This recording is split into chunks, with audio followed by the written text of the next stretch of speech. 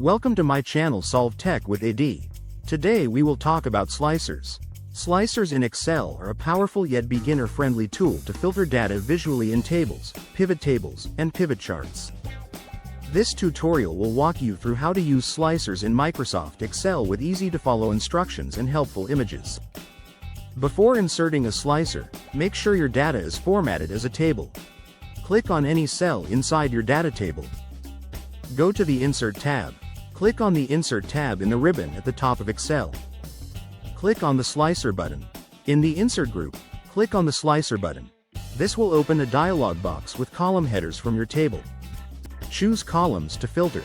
Check the boxes for the columns you want to filter with a slicer, e.g., region or salesperson, and click OK.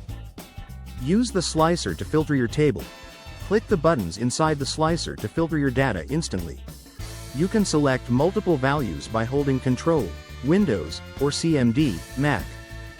Using slicers in Excel can make your reports not only interactive but also visually appealing. They're especially useful when sharing data with non-technical users. Have questions or need help? Drop them in the comments below, and don't forget to subscribe for more Excel tips. At Solve Tech with AD,